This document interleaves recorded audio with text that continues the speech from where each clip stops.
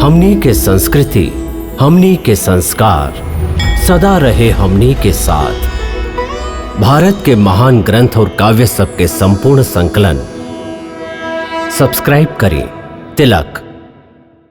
हे अर्जुन, मनुष्य शरीर बड़ा मुश्किल से मिलेला, ओकरा के ऐसे ही ना गवावे के चाहिए। देवता भी मानव शरीर की आकांक्षा करेलन, बाकी मनुष्य के विडंबना ई है कि एह शरीर के मतलब मोक्ष के एह अवसर के गवावत रहेला। सगरे उमर भोग विलास में बितावेला, यहाँ तक कि जब शरीर छूटे के समय आ जाला तब वो वासना होकर पीछा ना छोड़ेला।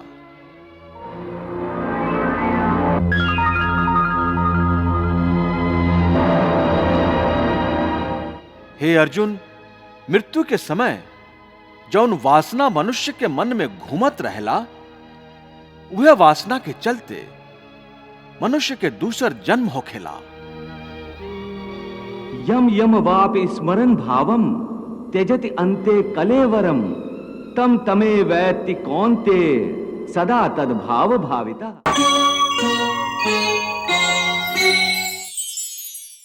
प्रभु, भगवान श्री कृष्ण ई का कह रहल हैं कि मृत्यु के समय मनुष्य के मन में जे वासना या अधूरा कामना होखेला, मनुष्य के अगला जन्म उहे कारण से होखेला। एकर का मतलब है? देवी, यह समय भगवान श्री कृष्ण जी जे कहले हैं वो अत्यंत गोपनीय है और गूढ़ ज्ञान है, बल्कि एकरा एगो गुप्त विद्या ही समझा। जेकरा ई विद्या आ जाए वो प्राणी के बहुत सहज तरीका से मोक्ष मिल जाला। हम समझली ना भगवान, ई गुप्त विद्या का है? देवी, ई गुप्त विद्या मरे के विद्या है। प्रभु के कहना है कि प्राणी चाहे जैसन भी जीवन बितौले होखे, अंत काल में यदि वो एकाग्र मन होके खाली प्रभु के ध्यान करत करत शरीर के त्याग करी तो वो सीधा परमात्मा के चरण में पहुंच जाई, जहां से ओकरा वापस ना आवे के पड़ेला।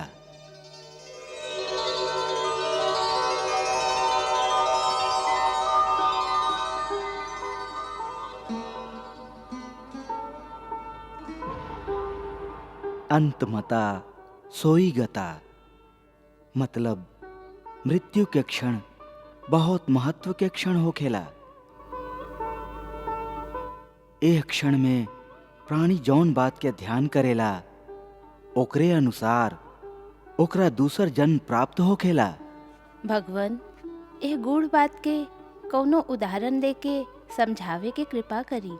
देवी, यह संबंध में महर्षि जड़ भरत से अच्छा का उदाहरण हो सकेला?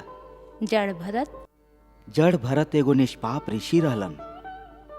वो मुक्ति के द्वार तक पहुंच चुकल रहन। वो हिरण के एगो बेसहारा बच्चा के पाल ले रहन।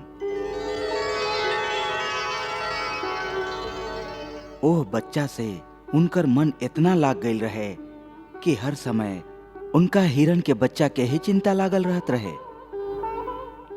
यहाँ तक कि आपन मृत्यु के समय भी उनकर ध्यान उहे बच्चा में रहे।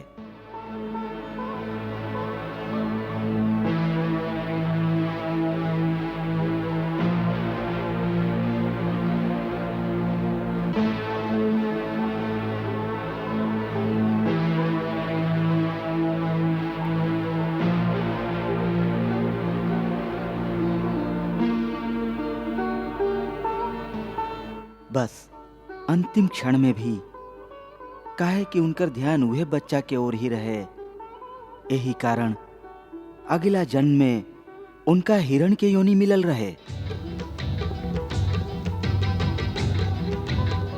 प्रभु, मृत्यु के समय के इतना महत्व काहे होखेला?